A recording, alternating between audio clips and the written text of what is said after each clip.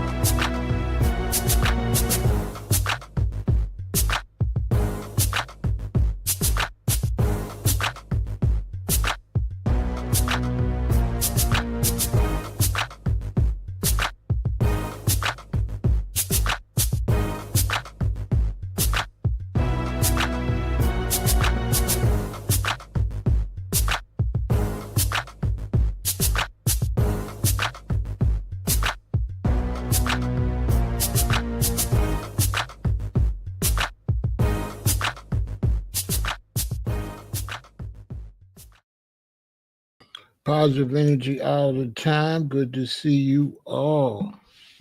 Hope you're all doing great. Yep, get the easiest way to become a vegan.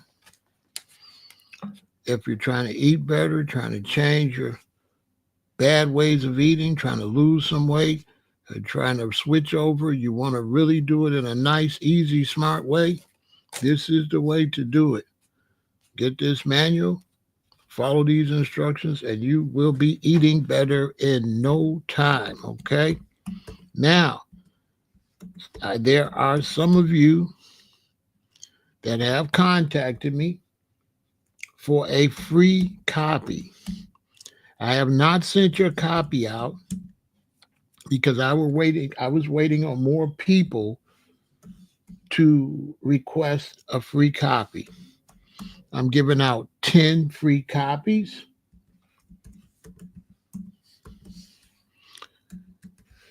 And so I don't want to make the other people wait, so they will be going out tomorrow. Okay, so if you want a copy, they will be going out tomorrow. Go to VeganIntel Chicago.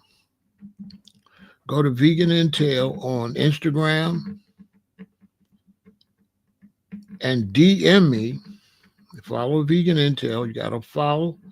And then DM me and let me know you want a copy. And when I respond, send me your address. Okay? And then I will send you a copy.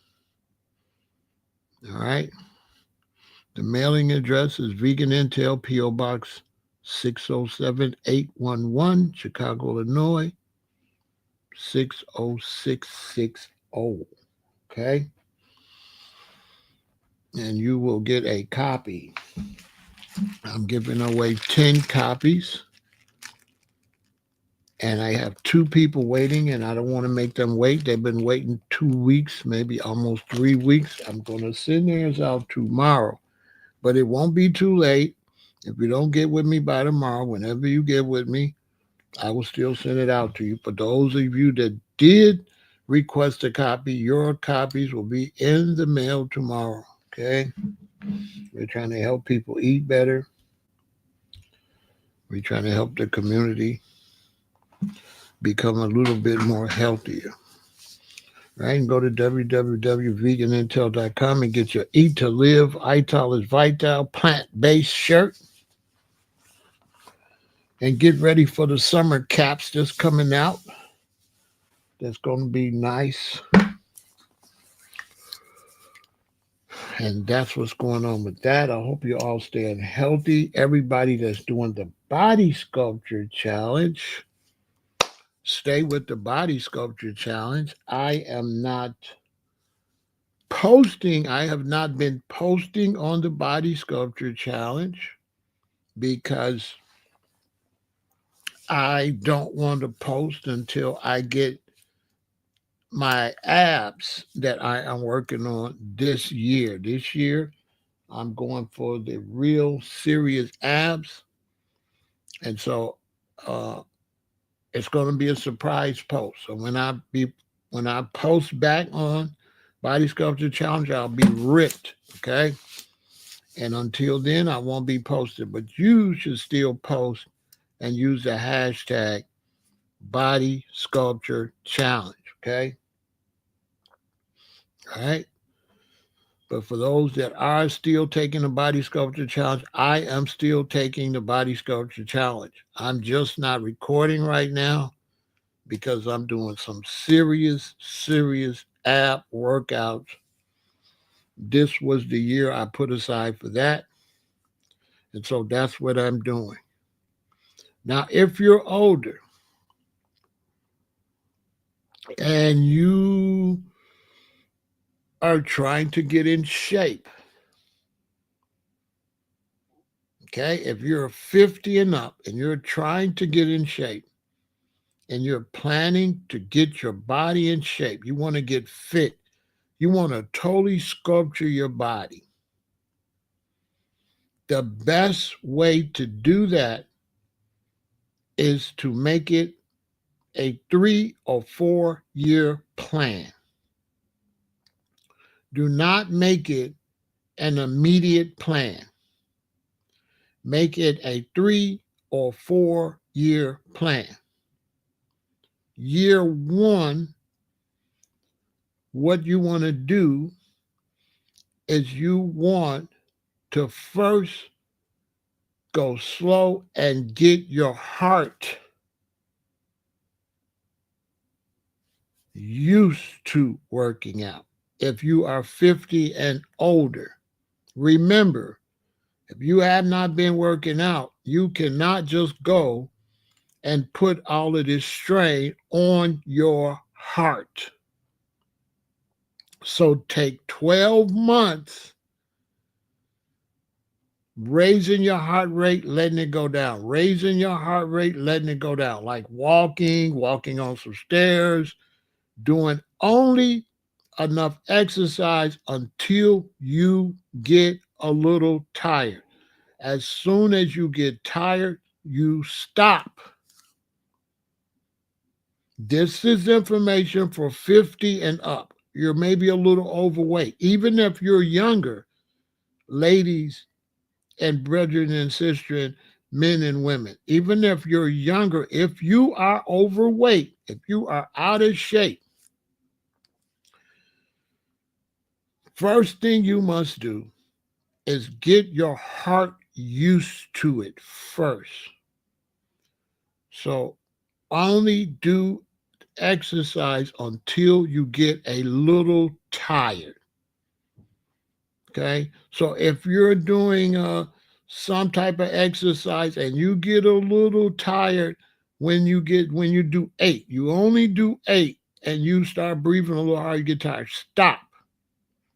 Stop right there. As soon as you get a little tired, stop. They don't teach you this. You don't have to go any further. All you have to do is do 8. That's it. You don't have to try to do 10. You don't have to try to do 20. All you have to do is 8. If you get tired at 8. Why would I say that? Because if you keep doing 8, keep doing 8, keep doing 8, eventually you will not get tired at 8. You will get tired at 12. So now the numbers moved up. Now you don't get tired to 12. Keep doing 12, keep doing 12, keep doing 12. And then eventually you won't get tired till 20. You understand? You don't push yourself. Do not push yourself. Go until you get tired and stop. And it's the consistency. It's constantly doing it, which makes it work. So if you're totally out of shape, you're older, or you're overweight, you haven't been doing any exercise, only work out until you get a little tired. This you want to do for 1 year. Stop thinking you have to rush and I got to get in shape in 2 months. No. The next year now, begin to push yourself a little bit. Still don't go crazy. You're giving your heart a warning that, okay, heart, we're going to be working. We're going to be working. We're going to be working. And then when you get after those 24 months, from 24 to 36, that's when you turn it up. That's when you go and get in shape. And then the last year, when you're going from 36 to 48, that's when you start targeting and really going hard because you've already been doing it 3 years. Your heart is used to it. Hopefully, you've been eating better. You've been cutting down on the things that's going to negatively impact your workout. And then you've got it done without having complications, without having knee problems, without having shoulder problems, without hurting your wrist where you're trying to do too many push-ups and you end up hurting yourself. As soon as you do something, your arm starts feeling funny, just stop. Why would you, again, come on, 2 more, 3 more? No. Okay? So that's where I'm at. I'm in great shape, and now I'm doing the last sculpturing. I'm on that Superman year now. And so I haven't targeted, so now I'm targeting the abs. I've waited for that because that's the hardest thing is your abs. So I've waited for that. So this year, that's what I'm doing. So it's good to talk to you all. Tonight, we're going to be talking about the sad, sad situation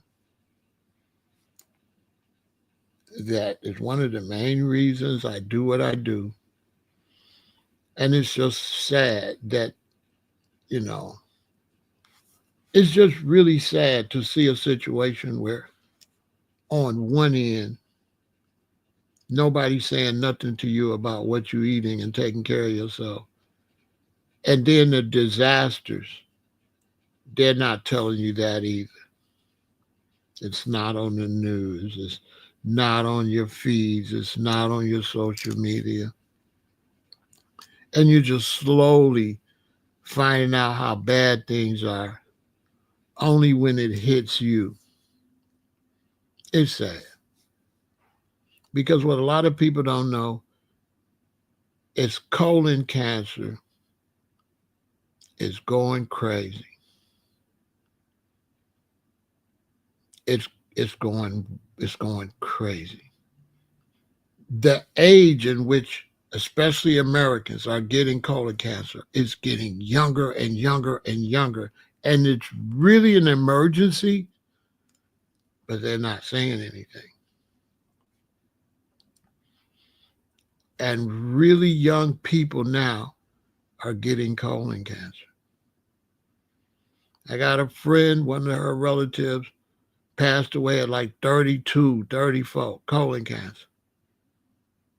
30 something, colon cancer.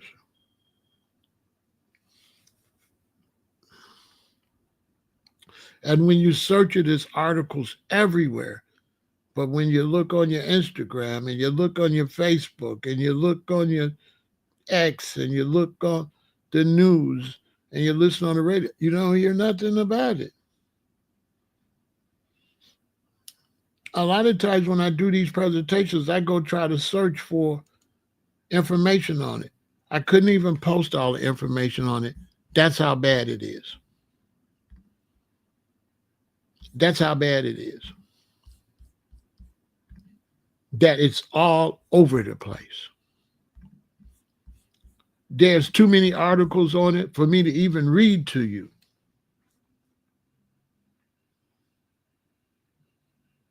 I'm telling you straight up. You don't have to listen. You don't have to listen. Colorectal cancer, while more common in older adults, is increasingly diagnosed in younger individuals. This rise in early onset colorectal cancer is a growing concern, with cases doubling in adults under 55 compared to 1995.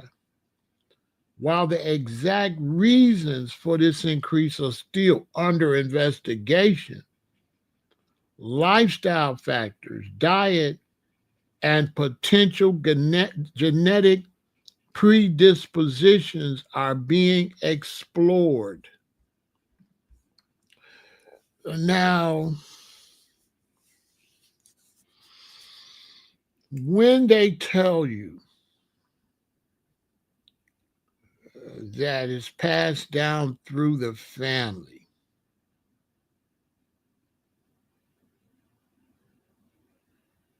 I can understand that a little bit, because if my mother's eating this bad food and it's kind of, and my father, and it's kind of destroying their colon, and then my mother gets pregnant, and my mother gets pregnant having a baby with her body depleting as the time she's given birth, because you're eating in a way where you're constantly depleting, and then you don't know you're that until you're totally depleted before you realize. So it's not like you just get colon cancer. You're already getting polyps. You're already getting stage 0, stage 1, stage 2. And you might not find out to stage 3. So it's not like, oh, stage 3, stage 4 colon cancer. No, you've been destroying yourself until it got to the point where you know it. So imagine if you're having a child at that time, and let's say I'm 25 and 30, I got a son, I'm constantly destroying my colon. I got stage 1, I got stage 2 because of all of this food I'm eating. Well, guess who's sitting at the table eating it with me? My son, my daughter. So as I begin to destroy my colon, I am destroying my children's colon, because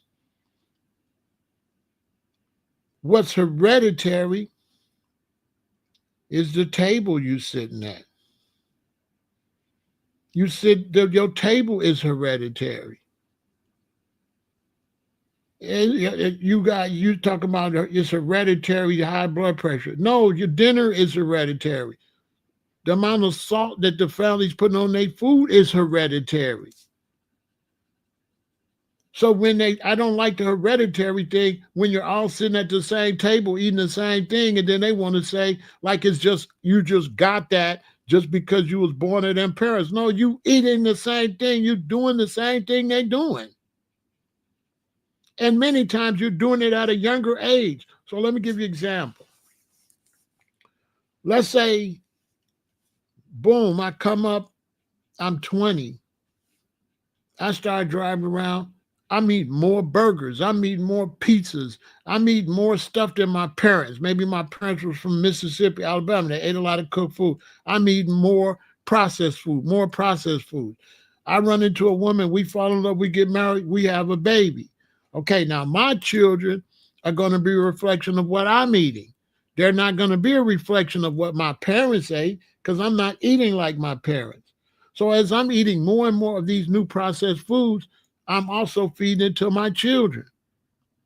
So now my body and the strength of my body and the resistance of my body is going down in my 30s, and my baby's bodies is going down when they preschool age, when they 3, 4, 5, 6, 7. I'm deteriorating them then because I'm bringing them into a bad situation where I'm eating food that's destroying the body and I'm feeding this to my babies.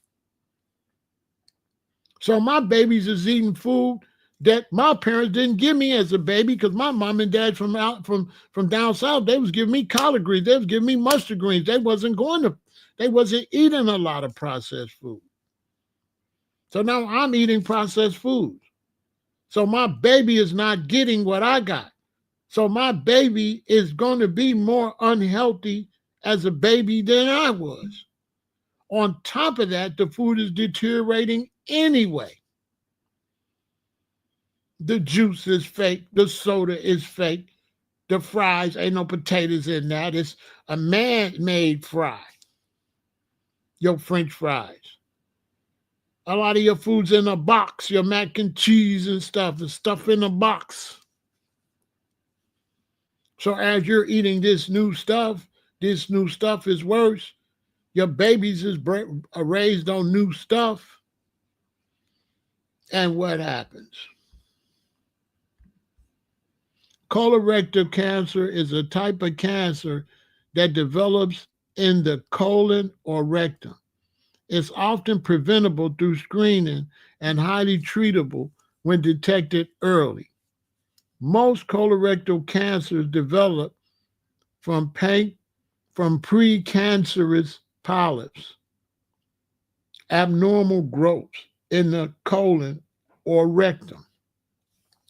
Common symptoms include changes in bowel habits, rectal bleeding, abdominal pain, and unexplained weight loss.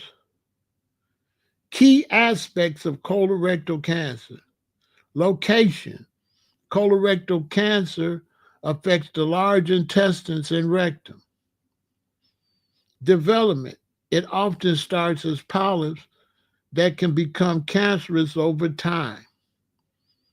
Prevention and early detection. Screening, such as colonoscopy, can help detect and remove polyps before they turn cancerous, and also find cancer early when treated and most effective, when treatment is most effective.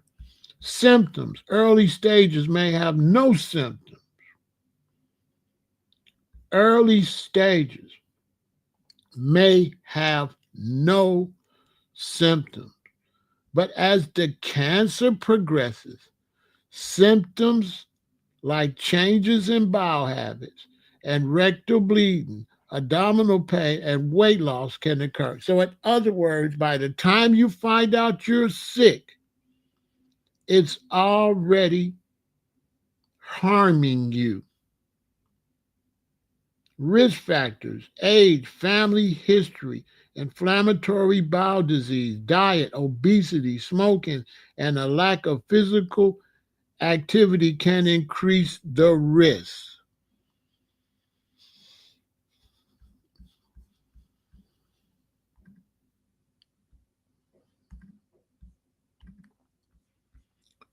Treatment.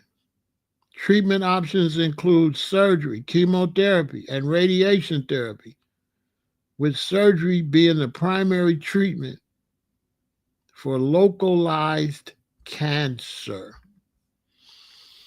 So you don't even know you have it until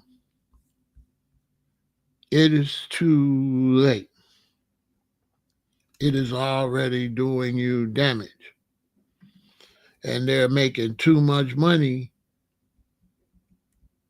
with the food they're selling you to tell you that. They're not willing to lose money. They're not willing to lose money to tell you that. They're not willing to lose any money.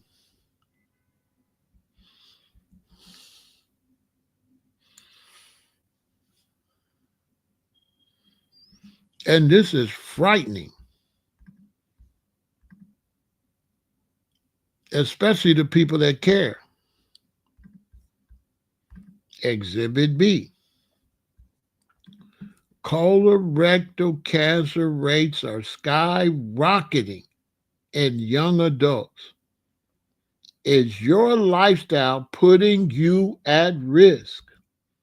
This was March 2025. This is new information. This is now in the United States. Colorectal cancer is the third most diagnosed cancer and the third leading cause of cancer death in both men and women. The American Cancer Society estimates that in 2025 alone, there will be 154,000 new cases of colorectal cancer diagnosed in the USA. CRC develops in the soft tissues of a patient's digestive system, often in the lining of the colon or rectum. The devastating reach of CRC is global, with recent studies revealing that 1 in 24 men and 1 in 26 women worldwide will develop colorectal cancer during their lifetime. The recent ACS report casts a spotlight on an emerging and highly concerning fact. 1 in 5 people diagnosed with CRC are now under the age of 55. Even younger, generally healthy adults are being affected. Since the mid-1990s, there has been a consistent annual increase of 2% in cases among adults aged 20 to 39. Experts believe that sedentary lifestyle,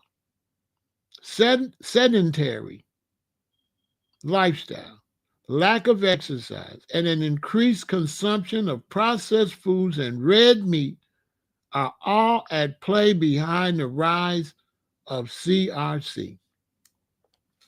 March is Colorectal Cancer Awareness Month, and in an effort to help reduce CRC's devastating global impact, the Cancer Research Institute is breaking down everything you need to know about this staggering trend.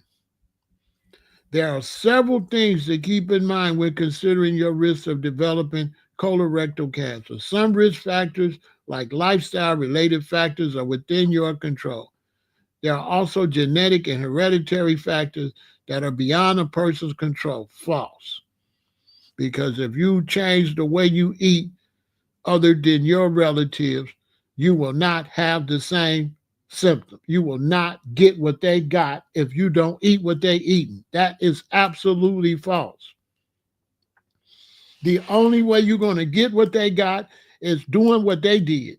If you change, I don't care what your family got. If you change the way you eat, technically you will not be a descendant of them based on your blood type and all of that, and your body, however they test your body. if they test your parents' body and test their blood and you're eating different, your blood's not going to be like their blood. There would be really no way for them to look at your blood and their blood and even know that they was your relative unless they specifically look at your DNA. But other than looking at your DNA, if you change the way you eat from them, they will not be able to identify that you all were relatives. The most important question to ask yourself are, what are my risk factors? Do I understand them? And I am informed enough to make a proactive choice that could mitigate my risk of colorectal cancer. Okay? And we'll get back to this. So they always want to tell you that you're going to be like your parents, but that's not true. If your body and the signs in your body and your blood and everything is different than your parents, how is your body going to know that you came from your parents if your body is nothing like your parents? If your nutrition is nothing like your parents? If the things you drink is nothing like your parents, there's no way that your body will identify the same way as your parents. That just sounds crazy. So if your body had a mind of its own, and there was some kind of way that you can be in both bodies, and you can be in your father's body and check it out, and be in your body and check it out, if you ate different, you would not recognize your body. Your body, you would go in your father's body and look and see the high blood pressure and see what everything, and then you would come in your body and be like, this is a different body. You're not related to him. It would not be, you would not be able to tell you are related to them. Even looking at you, if your mother eat like a hog and get big and out of shape, and you grow up and you don't do that, there's no way I'll be able to look at you and look at your mother and say, y'all ain't gonna look alike. You might have her face and stuff like that, but her face gonna be swollen and yours not. So you're not going to identify with your mother that's overweight if you're not overweight. This is false. You don't inherit nothing but the same food they eat. That's what you inherit. And that's why your body, and that's why your signs, and that's why when they check all your blood and everything, that's why it's similar to your parents, because you're all eating the same thing. Soon as your baby is 3 years old, you going to McDonald's and you giving your baby McDonald's. Period. There is nobody that don't eat McDonald's that's going and buying it for the baby. Your children going to eat what you eat.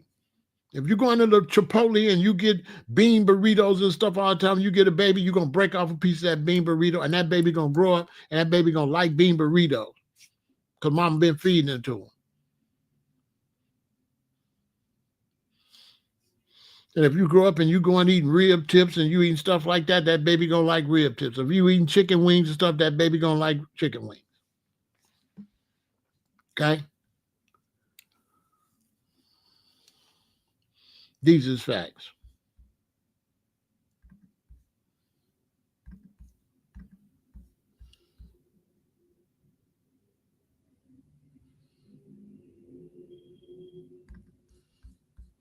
And I mean, in these stories, I just, after a while, I just stopped saving. Why more young adults are getting colorectal cancer? Here we go, same thing. Colorectal cancer is the leading global health concern, ranking as the third most diagnosed cancer and the second leading cause of cancer-related mortality. Historically, colorectal cancer has been considered an age-related disease, primarily affecting individuals over 50 years old. This trend was largely influenced by lifestyle factors and the implementation of widespread screening programs, which contributed to declining incidence rates among older adults in many high-income areas. High-income areas. People got enough money to go to the doctor and get polyps cut out, which is misleading. They still sick, but they going to the doctor to hide it. However, recent decades have witnessed a concerning shift with colorectal cancer incidences rising among young adults under 50 years old. This increase is particularly evident in high income nations like the United States, Australia, and parts of Europe, but it's also emerging in Asia and Latin American countries. It's spreading all over the world. The changing epidemiology of colorectal cancer highlights the need for further investigation into potential risk factors, including diet, lifestyle, genetic predisposition. Understanding these evolving patterns is crucial for developing targeted prevention and early detection strategies to address the growing burden of early onset colorectal cancer.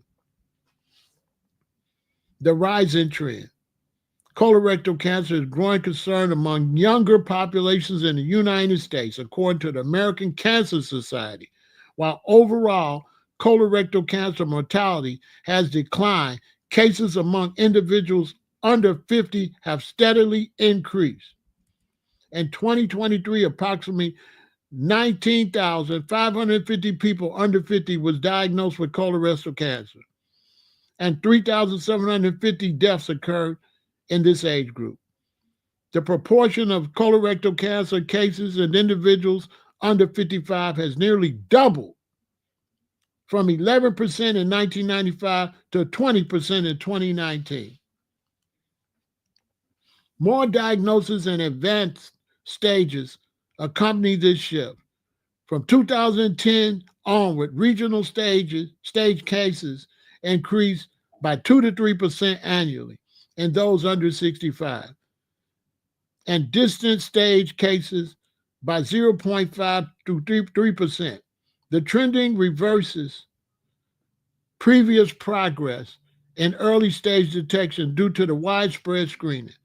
Rectal cancer cases, in particular, have risen with their share of total colorectal cancer diagnosis growing from 27% in 1995 to 31% in 2019, and it's 2025.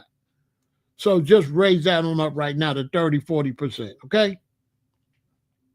Despite overall mortality declining, younger individuals are experiencing an increase in colorectal cancer deaths by 0.5 to 3% annually. The reason behind this rise remains uncertain.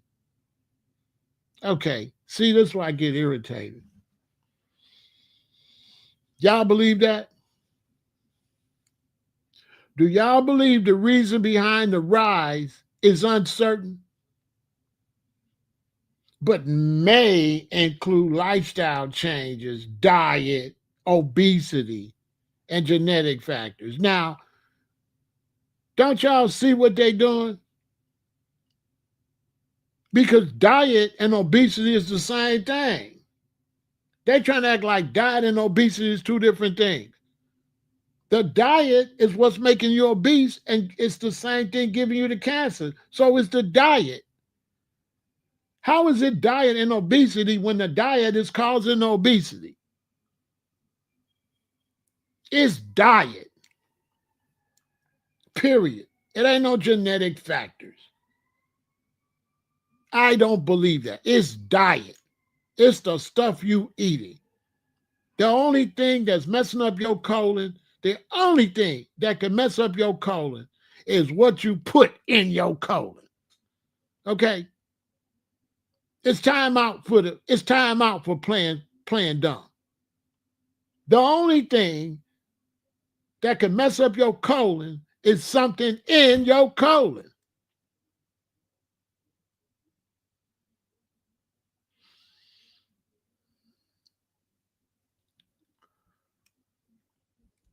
Potential causes. I don't even want to read this. I don't want to read this. I don't want to read this. The gut microbiome plays blah, blah, blah, blah, blah, blah, blah. All this is blah, blah. All this is blah, blah, blah, blah, blah, blah, blah. That's all this is blah, blah. Because they're making too too much money with the food, and they don't just want to come and tell you it's the food. They want to beat around the bush to not hurt the food industry, to not put the pressure on you to eat better. So they go a whole bunch of blah, blah, blah, blah, blah, blah, blah, blah, blah, blah, blah. That's all blah, blah. They don't want to just get to the question, to the point. Hey, let's start preventing colorectal cancer. So let's start watching what we put in our colon. And everything in our colon starts in our mouth. In our mouth, we swallow it, and it ends up in your colon. So if you watch what you put in your mouth, you don't got to worry about nothing in your colon giving you polyps. What's going to give you polyps? What's going to make sores in your colon? Hereditary is going to make sores in your colon. So if your daddy got sores on his face, you're going to have sores on your face. If your daddy got razor bumps, the baby going to be born with razor bumps? The baby not going to have no razor bumps if the baby not shaving. Ain't no hereditary going to make nothing grow in your colon. The only thing going to make sores in your colon is something in your colon irritating your colon. This is just common sense.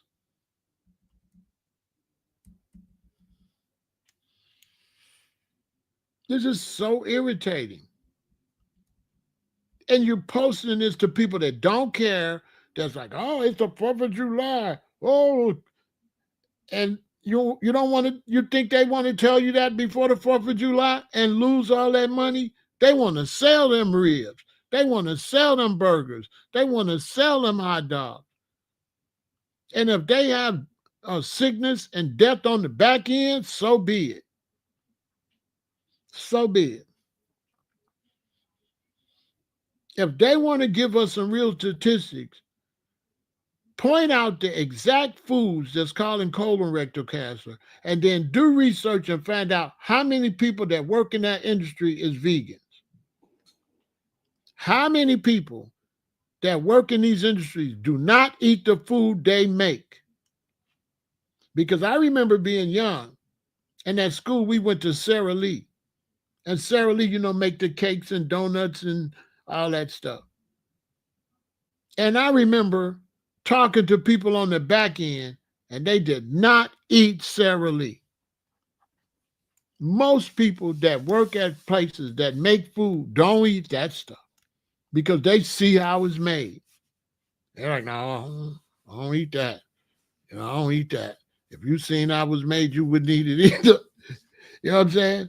If you see all that goo and stuff that they went and make it processed to make it look like food, and then you're going to eat it, and it's going to turn right back to what? It's going to turn right back to the original goo. So, ladies, when you're making a cake and you mix it up and you got all that batter, that's what it's going to turn back into. So you can put it in the stove and you can fluff it up and make a cake. But when you give it to your babies and they chew it up and they mash it up, it's going to turn back to the goo. So if that goo is real sweet, it's going to be too sweet for your baby. If that goo is yucky goo, it's going to be yucky goo when they chew it and turn it back into what it was originally. That's what it's going to be. Whereas when you eat some spinach, it ain't going to turn back to spinach leaves. It's going to break down the vitamins and nutrients. When you eat a tomato, it's not going to turn back into a tomato. It's going to break down to nutrients. When you chew some walnuts, it's not going to turn back into a walnut. It's going to break down into some nutrients. But if you eat a cookie, it's going to turn back into cookie dough. That's the difference between eating foods that is whole foods that's breaking down into nutrients and eating stuff you made that looks like food that when you eat it turns back to stuff you made. It goes back to what you made. So if you're not making something that the base of it is highly nutritional, then when it breaks down, it's breaking down to whatever you made it with. So that's why the more really good ingredients you put in the food when you make a cookie or make a cake will help it break down, and then your body will get the nutrients out of all this great stuff you put in the cake. But if your cake is full of all type of, sweeteners and eggs and stuff and fluffed all up, I was with a sister one time, and she was talking about her weight because she was kind of, swole up. And she was eating cake. And I said, you fluffy because you eat fluffy. You eat fluffy stuff. Think about the Bible. If you read the Bible in the Old Testament, you'll see that the children of Israel ate what? Unleavened bread. What do leaven do? Makes the dough rise. So why did God have them eating unleavened bread? So they wouldn't get fat, so that they wouldn't rise. It was for their health. Unleavened bread stopped them from being overweight.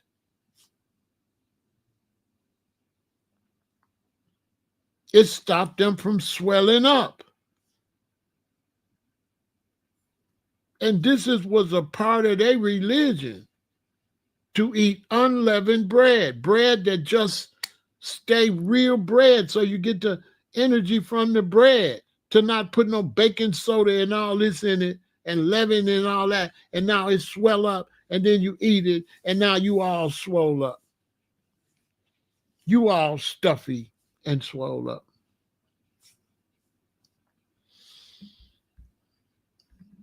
This thing with colon cancer, y'all, is a 911.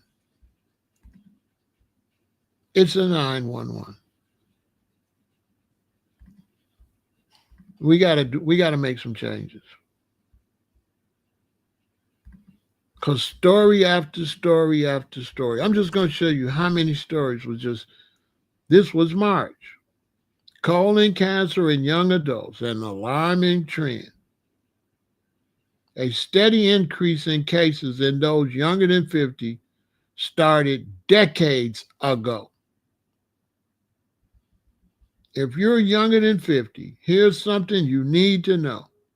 Decades of data on colorectal cancer show a deadly trend that affects you.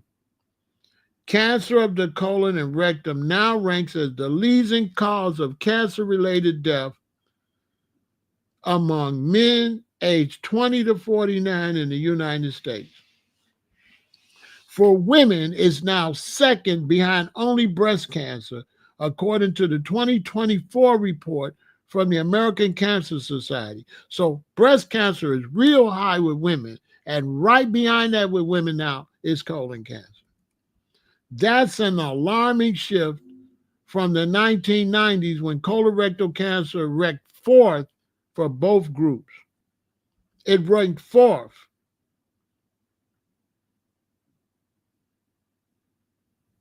Now for men, it ranks one. Number one.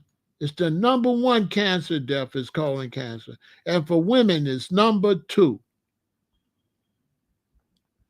The change reflects a steady rise in colorectal cancer cases in the under 50 group in recent years. Diagnoses have increased 1% to 2% annually among that demographic, while dropping for the overall U.S. population.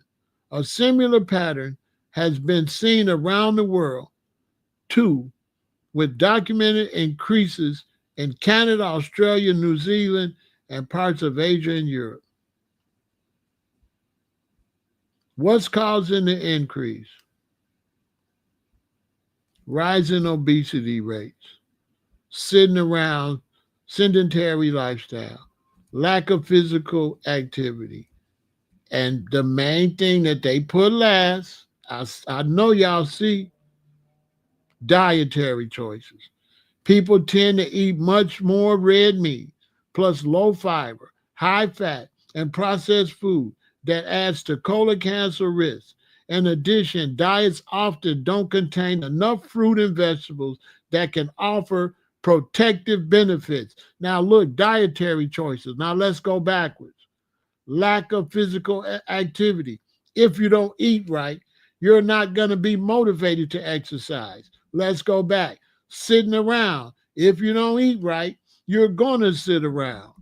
Rise in obesity. If you don't eat right, you're going to have rise in obesity. Let's go down. Smoking. If you're trying to be healthy and you're trying to eat and live healthy, you ain't going to smoke. Alcoholism. If you on a health kick, you not gonna drink. When health becomes the main concern, you automatically ain't gonna smoke. You automatically ain't gonna drink. You automatically gonna exercise. You automatically gonna feel good and move around and exercise and go to the beach and hang outside and ride bikes and be active. Automatically.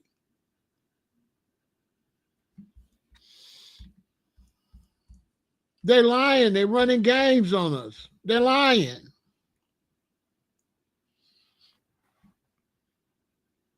I know you can see they're trying to dance around. It's the food. That's like having lung cancer and not coming out and saying it's cigarettes and cigars and tobacco pipes. Period. It's the food. If you eat food that puts on weight, putting on weight and being lazy goes together. You're going to be eating food that makes you sleepy, makes you draggy, and make you sit down. If you're eating nutritious food and getting a lot of nutrition, you can't sit down. You're going to be zipped up. This is a fact. If you're eating a bunch of potato chips and burgers and stuff, that's not going to make you want to move. That's going to make you want to sit down. That's not fruit and vegetables. What's going to make you want to move? What's going to give you make you plan stuff, make you active? I don't know why they don't tell the truth. That food affects you. When you get a lot of vitamins in your body, it's just like being plugged up. It's just like being charged up. Automatically, you're going to want to move around. You're not going to be able to sit around. It's going to be impossible if you're eating nutritious food. And I mean, I could just go on and on. I just wanted to show y'all. I mean, it is everywhere. Every article. Look, why are young people more prone to colon cancer in India? In India,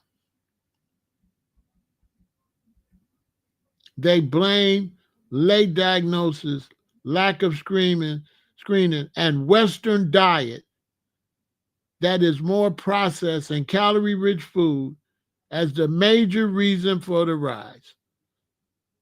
The Western diet. No need to read nothing else. Look, in 2023, study by Delhi State Cancer Institute showed that from people above the age of 50, the incidence of colon cancer is now increasingly shifting to young adults between the ages of 31 and 40. They're getting colon cancer from 31 to 40, which means in a couple of years it's going to be 20. It's going to be 25, 23. Does it have to go down?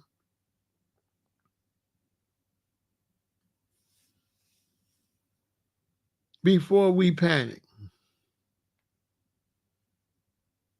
Look, The main reason is that the youngsters are adopting a more and more of a Western lifestyle, and their food is also now calorie-rich diet and more processed food, he added.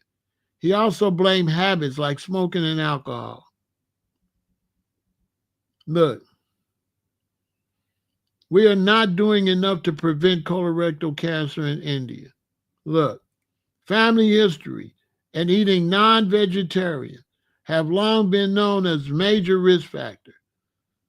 You have to understand that India was vegetarian, and they're letting you know that as the Indians are in India are turning away from a vegetarian way of eating, they are getting sick and dying earlier. They did not have these problems when they stuck with vegetarian way of eating.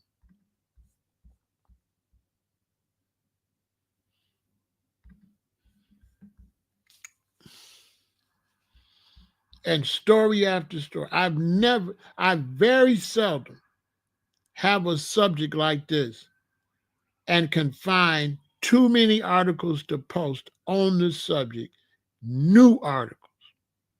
Usually I'll find a couple new articles and some old articles. When I looked this up, it was too many articles to post. What do that tell you when there's a lot of articles on young people having colorectal cancer? What do that tell you?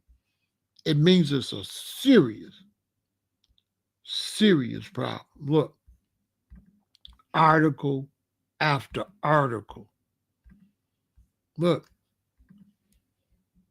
Hollings researchers study rise of colorectal cancer in young people and why minorities are more vulnerable. This came out in 2021. Same thing. Colorectal cancer was what claimed the life of Black Panther star and South Carolina native Chadwick Boseman, who passed away at the age of 43 after being diagnosed with stage 4 colon cancer. He didn't even know until he was at stage 4.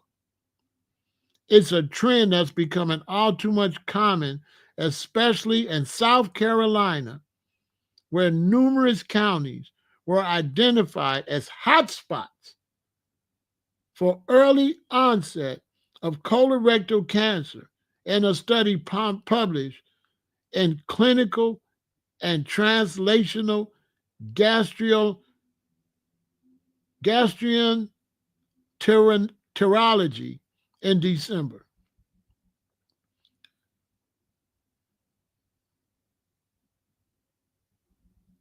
Chadwick was a young man who was below the recommended screening age of colorectal cancer, Ford said clearly. There is something going on here. The fact that South Carolina is such a hot spot and he's from South Carolina makes me want to look at the markers associated with his cancer to determine what may have caused it. So I really need to save this, and I'm going to have to do a whole live on this. I'm going to have to do a whole live on this, okay? I'm going to have to do a whole live on this, okay?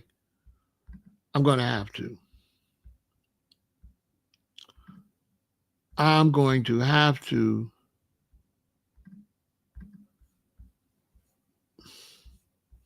do a whole live on this. Let me save it right now so I can warn the people there. Give me a second. I got to warn the Carolinas.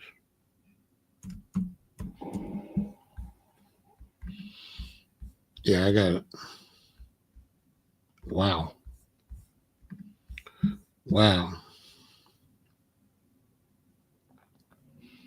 He says the pesticides.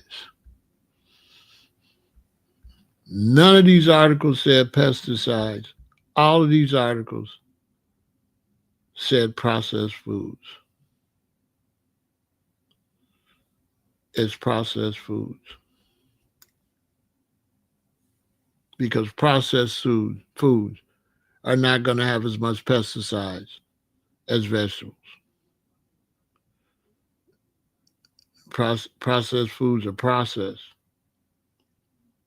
And most of the pesticides are going to come straight out the garden.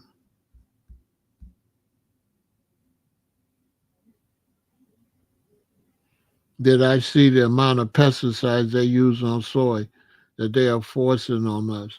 In some cases, yeah, the amount of pesticides they might use on soy, they might be forcing on us. But polyps in your colon comes from processed meats and processed foods. It does not come from pesticides in soy, because guess what? They're not eating soy, bro. They're not.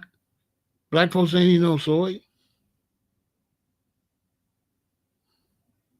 You know, black folks ain't, you know what I'm saying, bro? DJ, black folks don't eat no soy.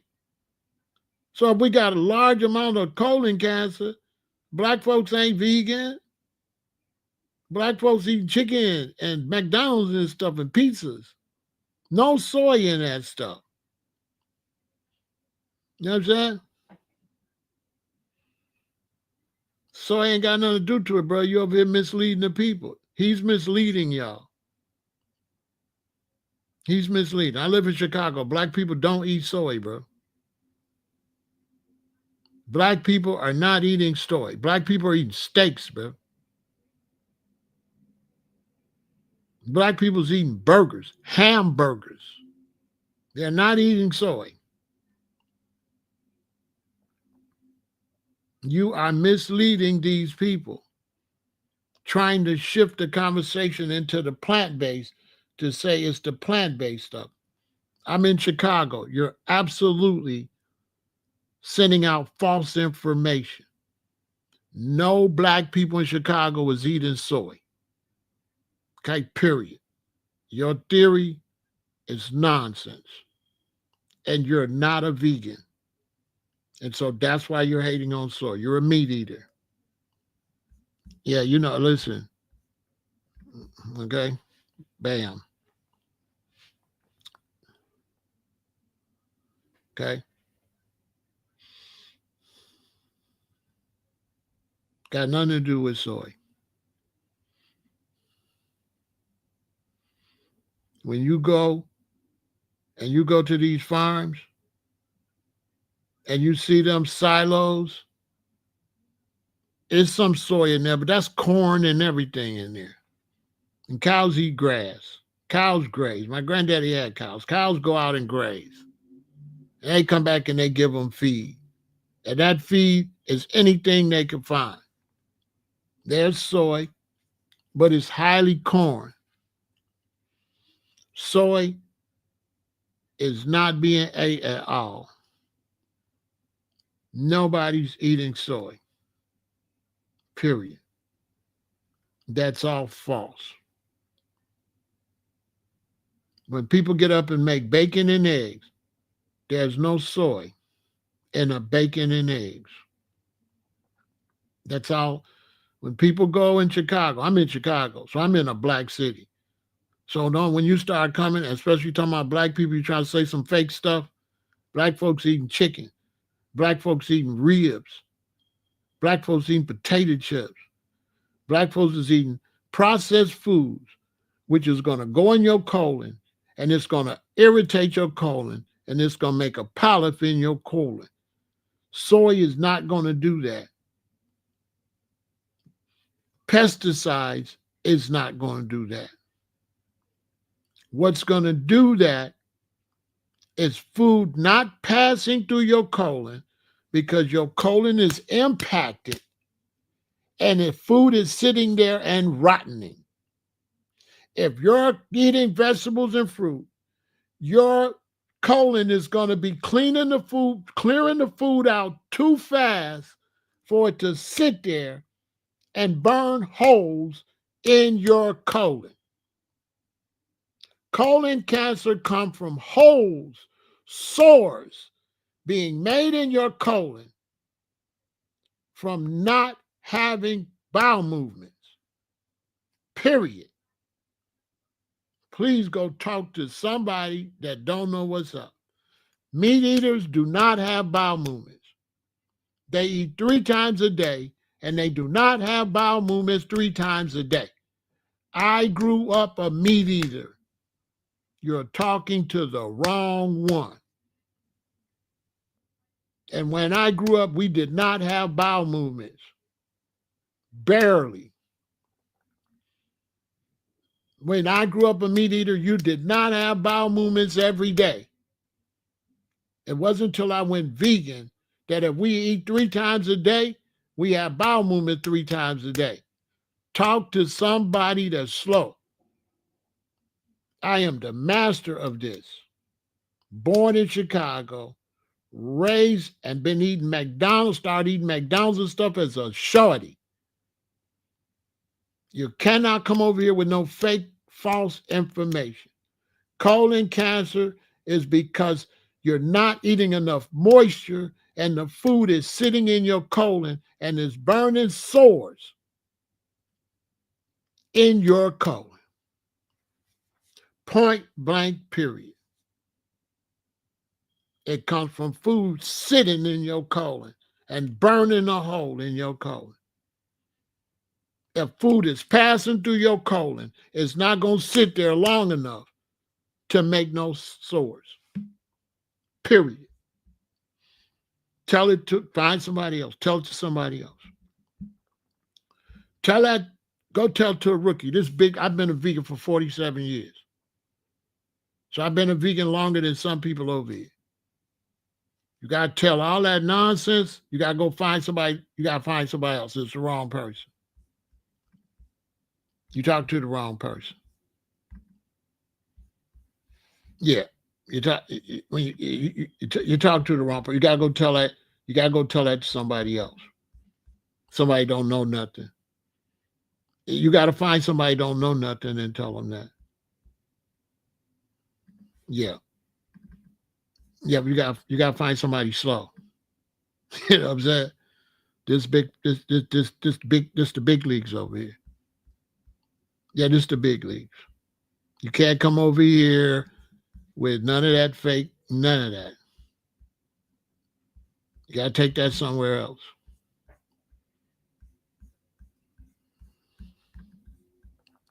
There is nothing going to give you colon cancer but boo-boo sitting in your colon. It's going to take boo-boo sitting in your colon to make these polyps. Nothing passing through your colon is going to make these polyps. These polyps come from an impacted, compacted colon. You're basically full of crap. Okay? You're basically full of crap. When I was in the hospital, when I got stabbed, one day they took me down to get an ultrasound to see how I was healing. The lady was from India. She gave me an ultrasound. And you know what she said? She said, "Sir, you're a vegetarian, aren't you?" I said, "Yeah." "How you know?" She said, "Because you're very clean in there." She said, "Most people are full of waste." She said, "As a matter of fact, your surgery went well, sir, because we didn't have to do a colonic and we didn't have to give you an enema. As soon as you came in, we was able to do your surgery." She said in a hospital that when you all go to the hospital, when you eat meat and stuff, that they cannot do a surgery right away on you. They have to clean all the boo-boo out you first. They have to do colonics and they have to do enemas before you can even go into surgery. These are facts. And she just from doing an ultrasound knew I was a vegetarian. These is all facts from the hospital. And she can do an ultrasound on you and tell if you eat meat, because you're going to be full of crap. Your colon's going to be stuffed. That's a fact. And when you boo-boo, it stinks horribly. So we ain't not doing none of the fake. We're not doing no fake, false information over here. We're not doing that. You're full of crap because your food is dry. Okay? Cabbage and spinach and greens is moist. And common sense will tell you that if you eat meat and bread and potatoes, you're not going to pass like if you eating vegetables and fruit. This is just common sense. That vegetables and fruit is going to pass through your colon, and meat and bread and potatoes is going to make a thick goop like concrete. It's all dry. So common sense tell you dry stuff is going to sit there and moist stuff is going to pass. This is why your ancestors drank prune juice, because the moisture from the prunes cleaned them out. And when you eat meat, which I did, I was raised on meat, born in 1958. I didn't go plant-based until 1978. So 20 years I ate meat. And when I ate meat, my waist was dry and hard, period. And it was always a couple days old. I did not have fresh waste coming out. It's when I went plant-based, my waist is moist and comes out right away. These is all facts. That what I eat in the morning is coming out midday. If you eat meat and stuff, what you eat in the morning, it's not coming out for maybe 2 or 3 days. As a matter of fact, you have to eat. This is a meat eater. Your food is dry. So when you eat meat and bread and all that, it goes in your colon and it stay like this. If I eat, my food is moist, it goes in my colon and it comes right out. Your food goes in your colon and stays. It's dry. And the only way you're going to have a bowel movement is you got to eat some more food and you got to push the old food out. That's the only way yours come out. And when you keep eating and keep eating, it won't even push it out. So now your stomach starts to what? Swell up. You start to get fat. Your stomach starts to stick out because you're full of crap because it's dry. You eat dry. There is no moisture in your food.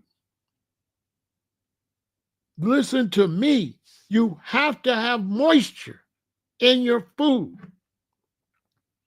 So the reason colon cancer is going up because Black people's food is getting drier.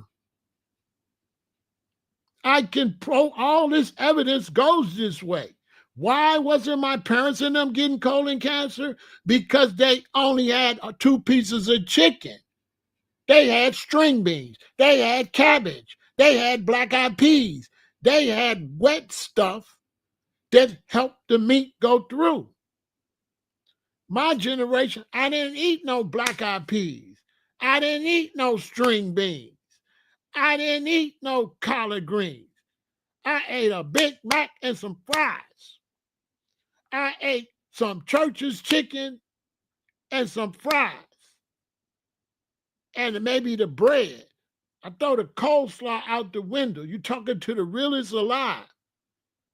I ate dry. My parents ate moist. They ate sweet potatoes. They ate rutabagas. They ate black-eyed peas. They ate stuff that's going to make the meat be able to come out. I'm the generation that started what's killing you. So you got to know what you're talking about. I'm ground zero. Me. I am the one that was here when the food was made that's giving you colon cancer. I am that person.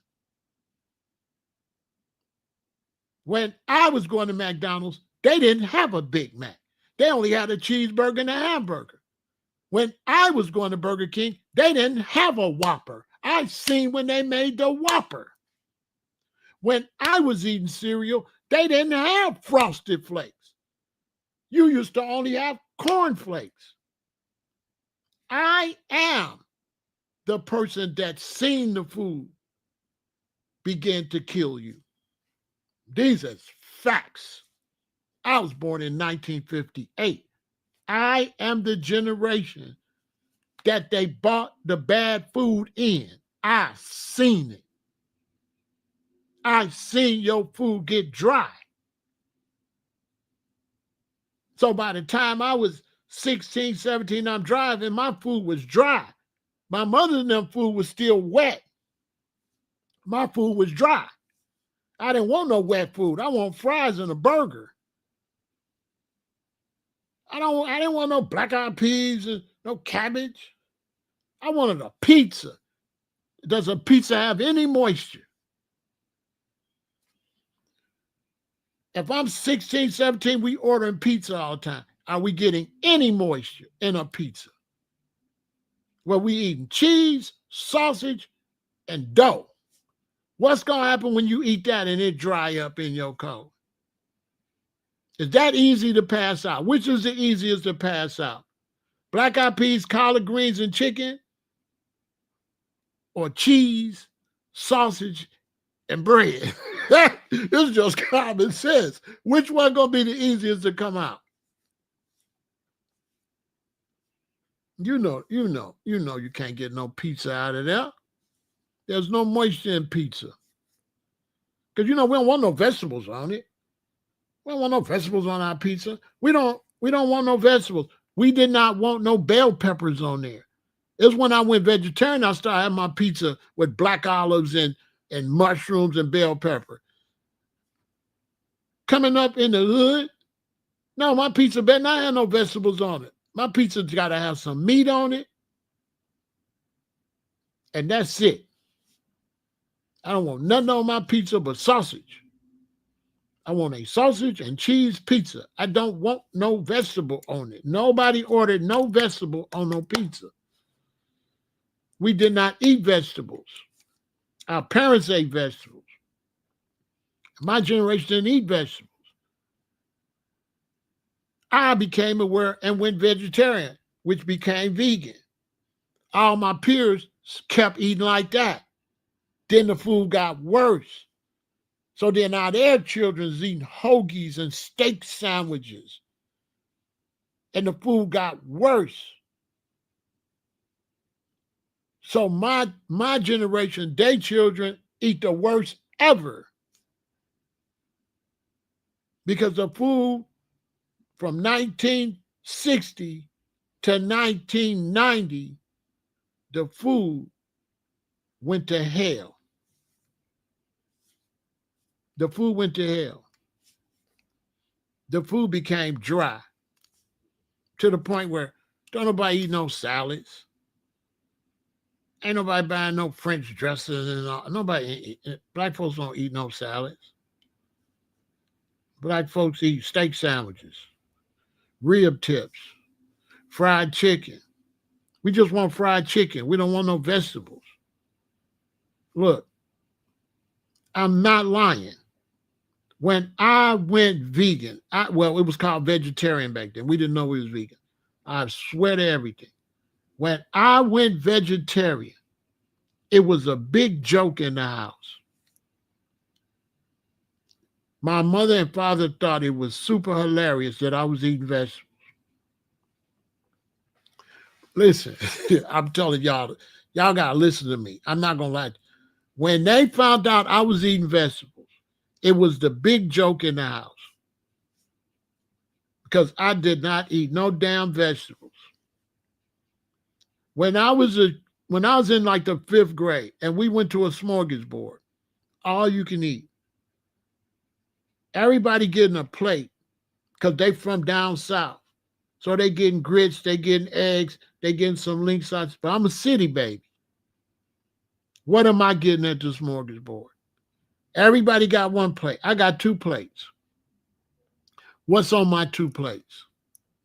One of my plates is link sausage, patty sausage, and bacon on one plate.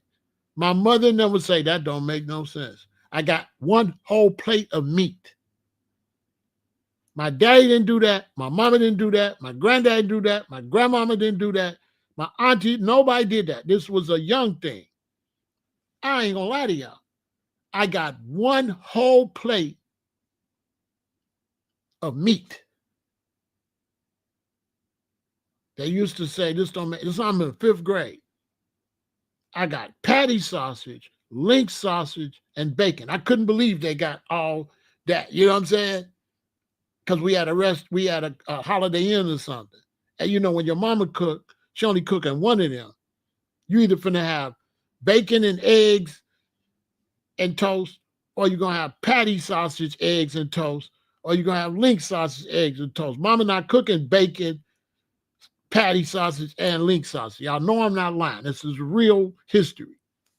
So now when I can go to a smorgasbord like a Holiday Inn or something, and they got all 3 meats, and I can get as much as I want and go as back as me, it's embarrassing.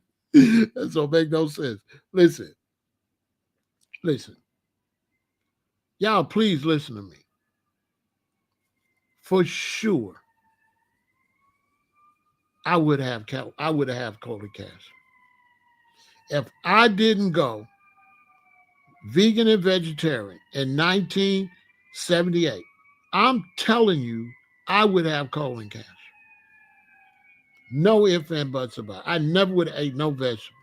All this time, and I would be bigger than this. My head would be bigger. I would look totally different. I'm telling you the facts. That if I didn't change the way I ate, by now, I definitely would have had colon cancer. There's no way I wouldn't have. No way I wouldn't have. Because I would have just been at the barbecue spot. I would have been eating steak sandwiches. I would have just been eating meat, steak sandwiches, ribs. And you know, when you're a go-getter and you're out there getting money, you just eat worse. I'd be so sick by now. It was a big joke. You see how skinny I am. So it's like, skinny as you eat now. You know, a lot of times these skinny, y'all got sons. Y'all got the little skinny son that out eat everybody. Black people can tell you everything I'm telling you is fact. This is a known thing in the black community. That the skinny son, like, where did all that go? A lot of times they eat real bad and they eat more than everybody. Am I lying? A lot of times the skinny kid, the skinny teenager, how he eat. Some of y'all brothers that was kind of thin and tall, how y'all used to eat? More than everybody. They looking at you like, where it go? And you just putting it down. And we drinking out of 2 liters. We drinking out of 2 liters because you understand the generation before me, you got cans. But my generation got the 2 liter, got the big gulps and stuff. That's your son, ain't it? I'm telling you. I believe I would have had cancer already. I don't see no way I wouldn't have. I just don't see it. There's no way I wouldn't have had colon cancer. My colon would have been shot, and I would be bigger. Because I got pictures of my daddy look more like me, but then I got pictures of my daddy, the meat eating. My daddy eating all that meat. By the time he got in his 40s, he looked more like a cow. Then when he got older and started getting sick and all types of stuff, he turned right back skinny. His head shrunk right back down. And his stomach was tore up. So all his food came out as like slop from all them worms and parasites all them years. Then by the time my daddy got, in his early 80s, his stomach was, he couldn't make his food wouldn't gather because he was probably full of worms and parasites. And they probably ate his brain up. So that's why they be having Alzheimer's and stuff like that. Because I don't know if you know it or not, but them worms in your food, in your stomach, they go up and they go in your brain. They go in your brain. They crawl up your back and they go eat up your brain. That's why George Clinton had the album Maggot Brain. What George Clinton say? Maggot Brain. What? The fear of being eaten by the sandwich. What was he trying to say?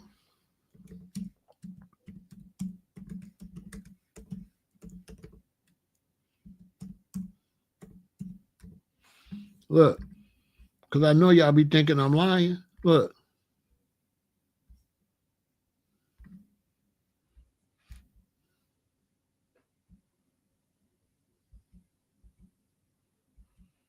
Look. George Clinton was saying it in a record way back then. George Clinton was dropping bombs. Look. This is the realest. Look what it said at the top. Which one is George Clinton? He said, out to lunch with lunch meat. Once again, the fear of being eaten by a sandwich. Look, the fear of being eaten by a sandwich. The fear of being eaten by a sandwich.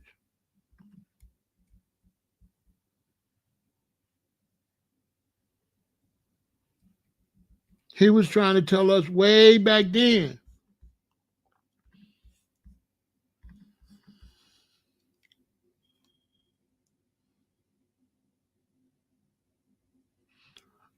Right now, what I'm doing right now is every morning.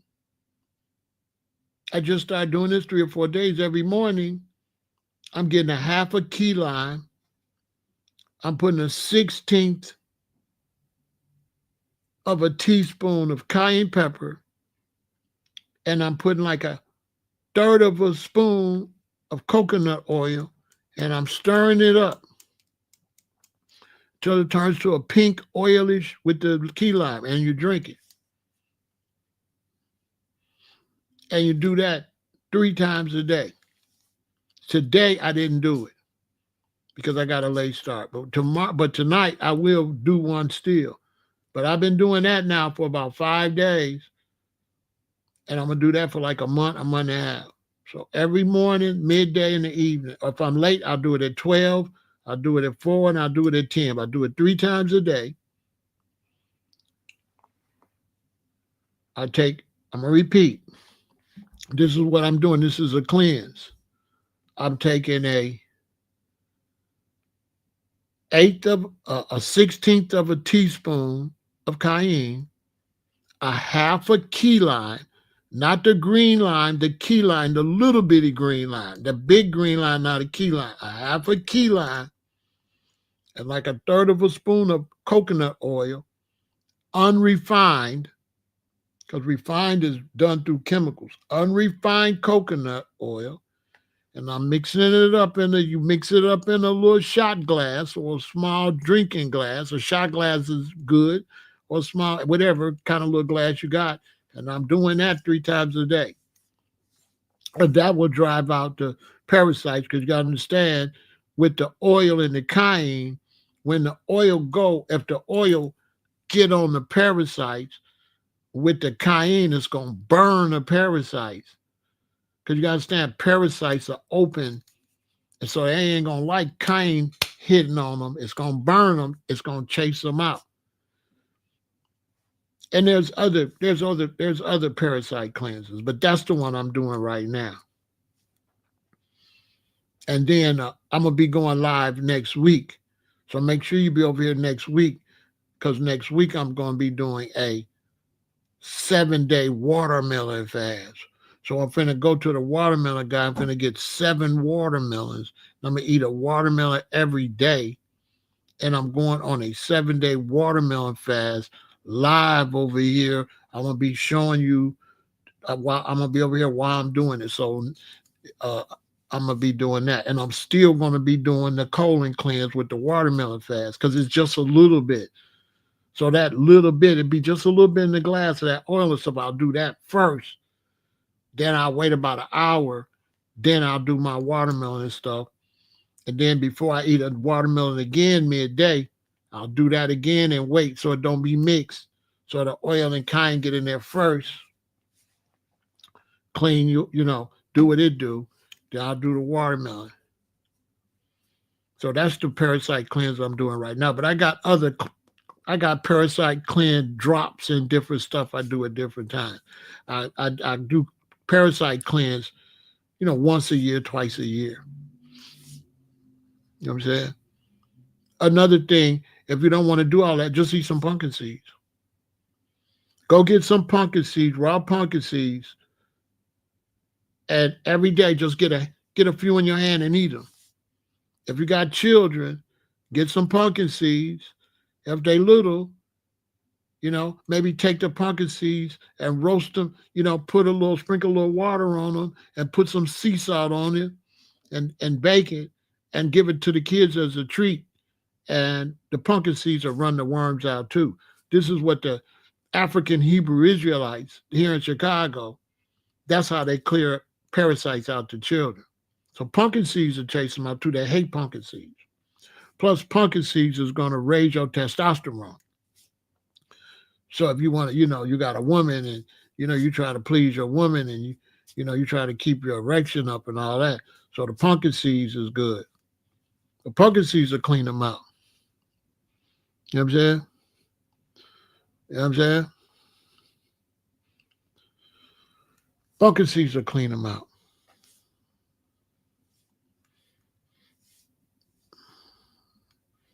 So yeah, if you don't want to do the other parasite cleanse, just eat some pumpkin seeds. They hate pumpkin seeds. Pumpkin seeds are real oily too. So when you chew them up, it's going to be not only the pumpkin seeds, it's going to be the pumpkin seed oil in there, and they hate it. They hate pumpkin seeds. So they're going to come right out in your waist. Parasites hate pumpkin seeds. Shout out to the African, shalom to the African Hebrew Israelites.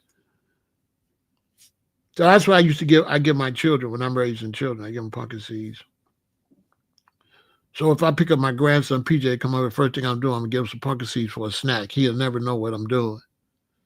And it help his mother out. It'll be cleaning them out.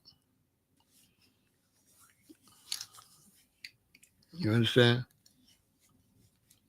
So that's what's going on with that. Colorectal cancer is on the rise. So please clean your colon out. Clean your colon out. Okay? This is what you do. Find a weekend. Or it don't have to be the weekend. Find 3 days. Well, 2 days where you don't got to go to work. So say you're a nurse and you're off on Tuesday and Wednesday. This is what you do. You get you a quart of prune juice. And the last day you work before you get your 2 days off, when you get home that day, you go on a fast. And what you do is you drink some prune juice. Right? I said for the cleanse, I said pumpkin seeds. Oh, you're talking about my other cleanse. Okay, for that cleanse, I'm going to say it again. You get some 1/16 of a spoon of cayenne pepper. You get a half a key lime and a 1/4 spoon or 1/3 of a spoon of coconut oil, unrefined coconut oil, and you mix it up in a shot glass or in a little bitty drinking glass that you drink liquor in, and you mix it up, and you drink that in the morning, you drink that in the midday, and you drink it at night. If you can't drink it in the midday, you drink it in the morning, you go to work, you get home at 6, you drink it at 6, and then you drink it at 10 or 11 before you go to bed. Right? What helps with potassium levels? With potassium level, first off, with your levels, always take a supplement. So, Kathy, if you feel your potassium levels is down, then order a plant-based potassium supplement. Also, if your potassium is down, buy some bananas, Kathy, and wait till they get the dots on them. Don't eat them while they're yellow. Wait till they start getting the dots. You don't have to wait till they get black. But as soon as you start seeing a couple dots, that's potassium. And just increase your banana intake, and your potassium will go up. Right? Right? So,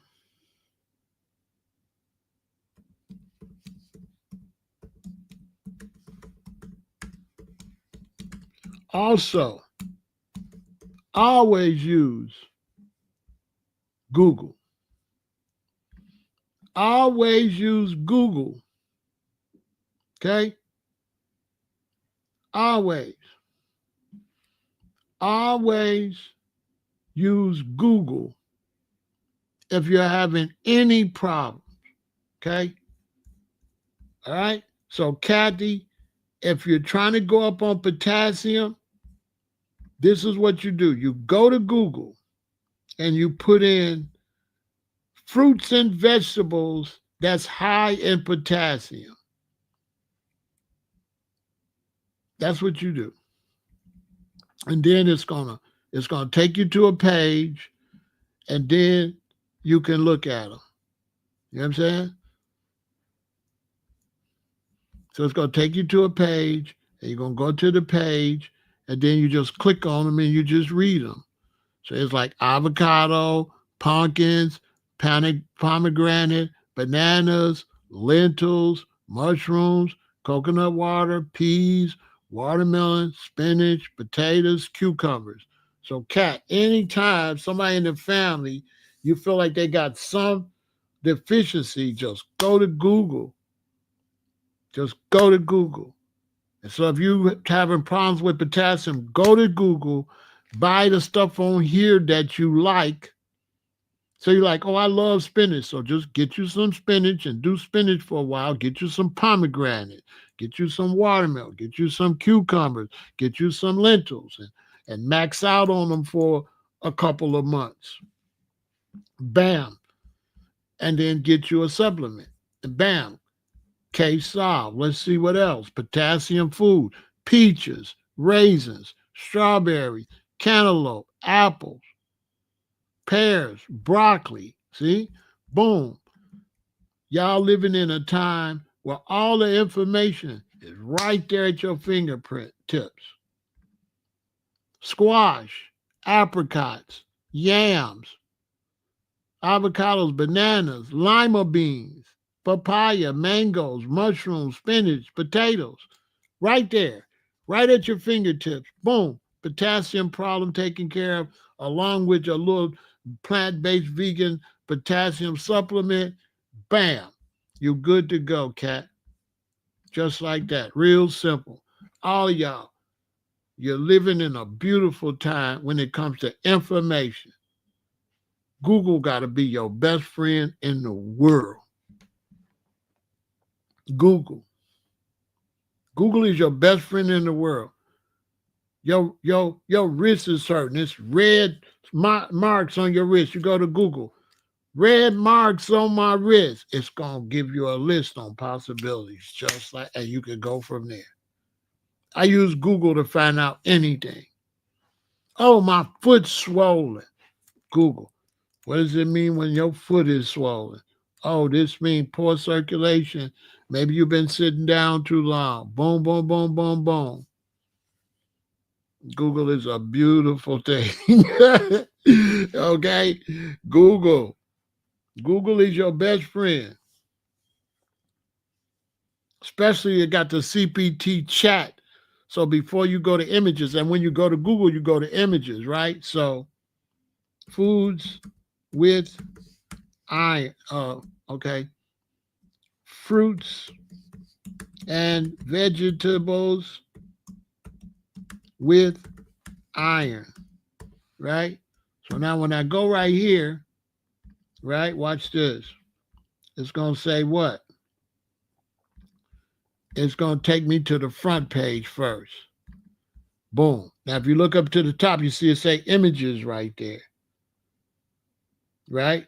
It says images, but it's going to start to show me before I go to images.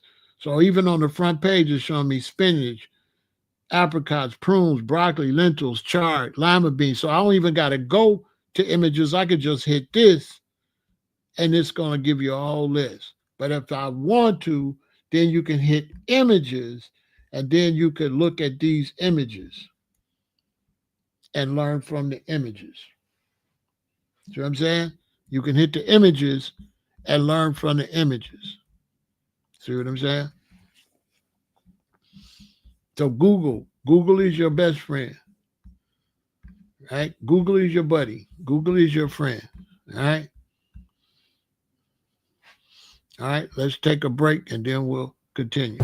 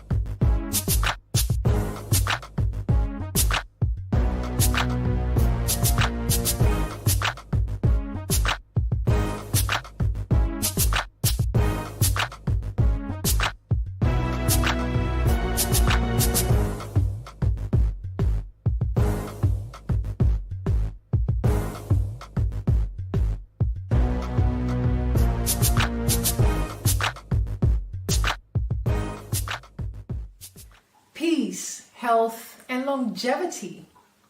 If you want to consume more plant-based foods, if you want to abstain from junk foods, if you want to consume fruits, vegetables, nuts, seeds, and herbs, and avoid dead flesh, artificial flavors and colorings, sweeteners, anything that is unreal basically, purchase this particular manual, The Easiest Way to Become a Vegan by Pharaoh Ramesses El Aton, who has been a vegan 40 plus years.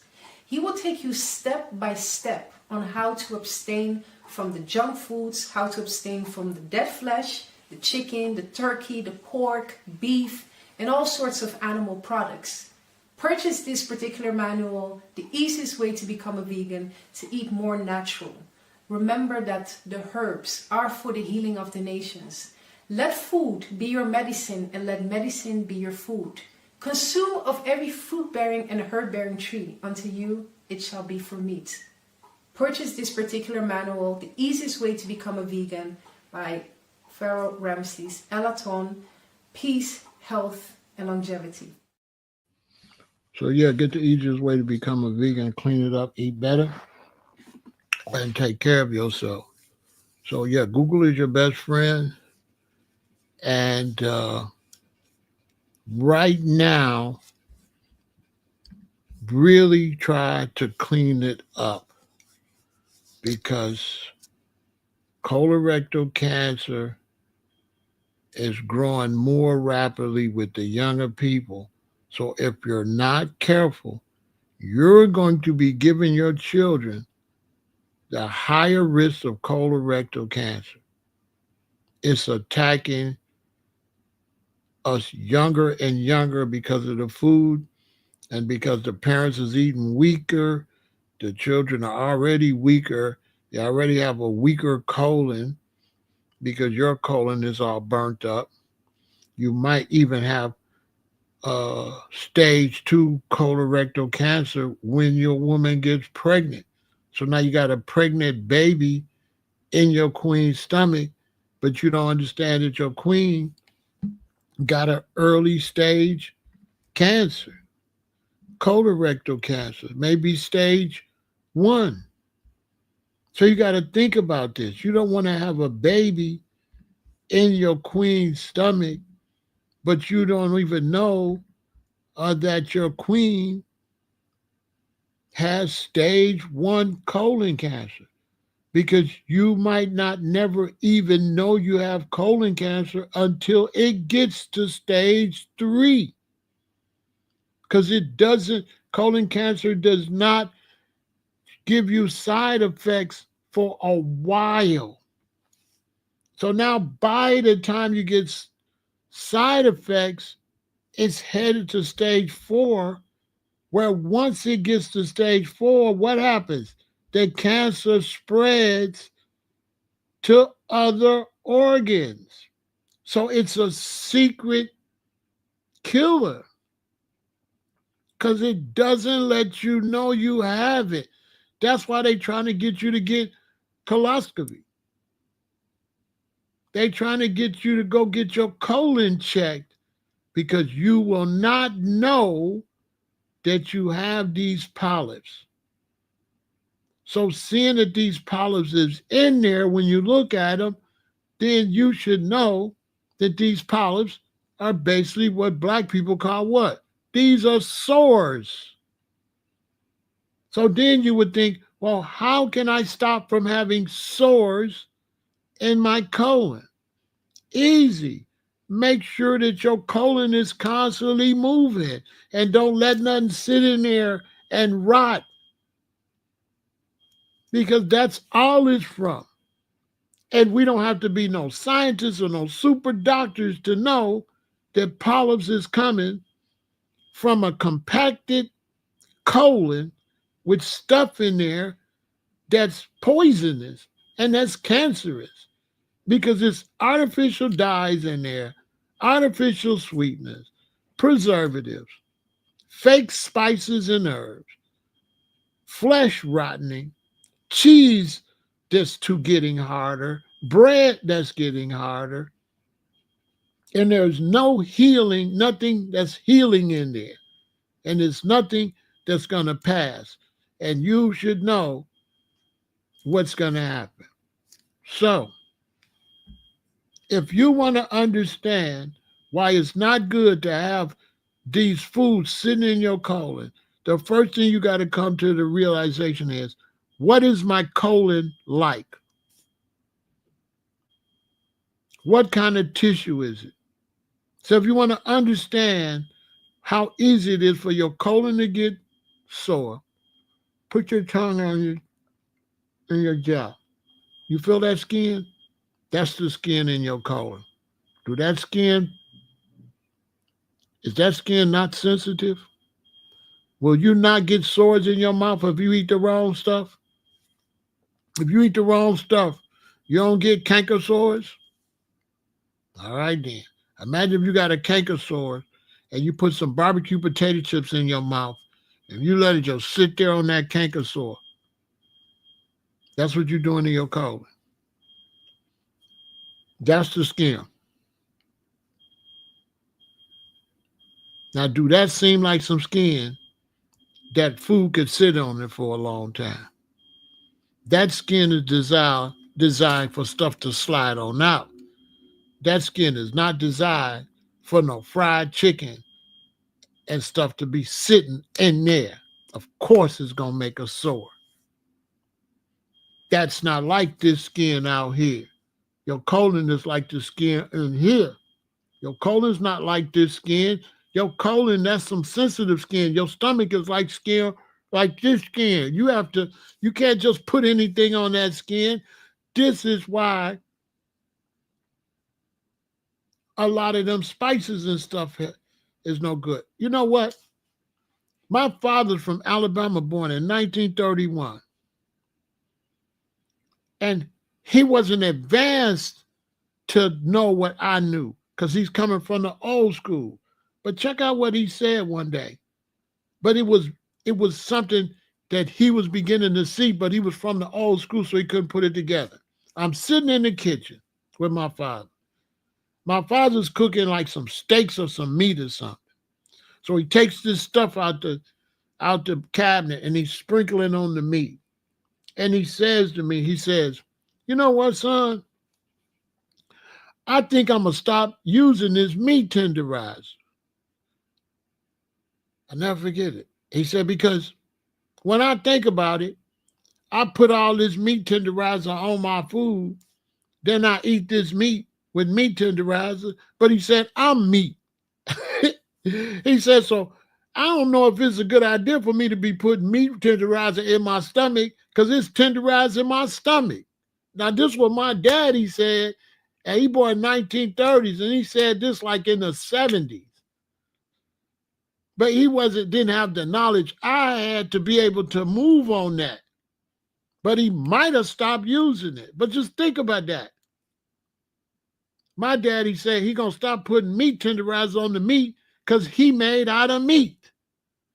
And he said, these people got us tenderizing our stomach. And then we wonder why we got ulcers. Let that sink in. My daddy said that in the 70s. It might have been the 60s.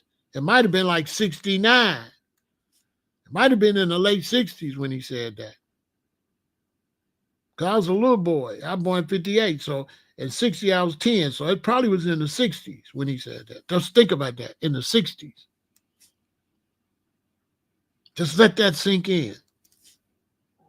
That my daddy started realizing that he put meat tenderizer on the meat and eating it.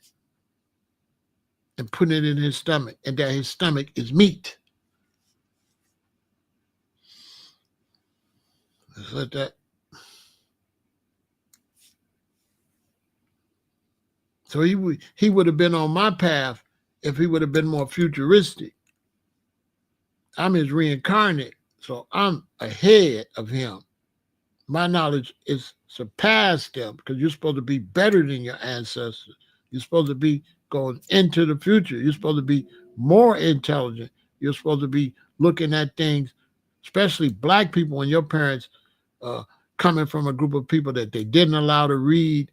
They wanted them to be sharecroppers and slaves. They wanted them to be less educated.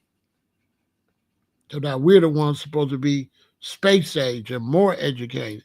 So what you look like, eating like people that was forced to eat, eating like people that was forced to eat pork, that was forced to eat chitlins, that was forced to eat slop, pig feet. What do you look like eating like them? What do you look like following them? Y'all ain't supposed to be following your parents like that. They don't got no knowledge. They got the knowledge. They got more knowledge than their parents, but they ain't got more knowledge than you. How? That's going backwards. My mom and dad had arithmetic. I ain't have arithmetic. I had math. My parents didn't have the science classes I had. My parents didn't have the English classes I had. My parents didn't have the geography classes I had. They didn't do algebra. They didn't have biology class. They came from Alabama. They just had reading, writing, and arithmetic. That's it.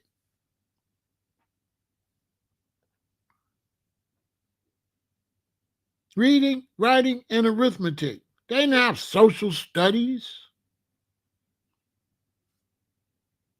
And so when you're following your parents, you're going backwards. If you eating like your parents, you're going you going backwards. You eating slave food. Basically, you eating slave food. Talking about you try to keep your traditions. You keeping holidays and stuff that they did before they was even into any type of knowledge. And you calling it tradition, and it's really backwards. You holding on to being a slave. For the blacks and for the whites, it's the same way. And the Asians and stuff. If you white, why is you eating like your parents that came over and they was pioneers and stuff living on, when you go back to wagon trains and stuff like that. You're supposed to be more advanced. If you're a white person today, you're supposed to be more advanced. You ain't supposed to be eating what your parents was eating. Your parents didn't know what they was doing. The generations before us didn't know what they was doing. And since that time now, the cancer rate is going lower and lower and lower. The lung cancer, everything is worse and worse and worse. Breast cancer is growing more and more and more. Obesity is growing more and more and more. We had no obesity problem in the 60s. We didn't have a bunch of overweight children. We didn't have no childhood diabetes. Nobody never heard of no child with diabetes. We are going the wrong way. We got more knowledge, but eating worse than the people that had less knowledge. We sicker than our ancestors that had less knowledge because they didn't have no knowledge, and that knowledge prevented them from making processed food. They had to eat off the land. They didn't know how to make Fruit Loops. They wasn't eating no Fruit Loops. You know what I'm saying? They was eating oatmeal. We eating Fruit Loops. And then, real talk, when my generation, they come out with the Fruit Loops, they come out with the tricks. Then 4 or 5 years later, they have my cousin. He lived with me like a brother, right? Now I'm gonna prove my point. My parents doing oatmeal. I'm born. After so long, I'm doing Fruit Loops. I'm doing tricks. Swear to God. My cousin come, he 4 or 5 years younger. He doing Count Chocolate. He doing cookie cereal. They got cookie, okay? Frankenberry, like the cereal was worse. You know how bad you got to be worse than Fruit Loops and worse than Tricks? They start giving them cookie cereal. Tell me it didn't go just worse and worse and worse. So look, I hope y'all learn from this. This is very serious. If we don't make a change, we're going to be back over here in 3 years, and they're going to be talking about colon cancer in their 20 years old. And I have people right now who younger relatives have passed away from colon cancer in their young and mid 30s. Something new. I'm seeing it. 30s. Just happened not too long ago. A young lady of a friend of mine, her family member, passed away from colon cancer in her 30s. Now, come on, y'all. Come on, be honest. Colon cancer in your 30s, that ain't a 911. Be honest. If that ain't a 911, what is? All right? So look, clean it up.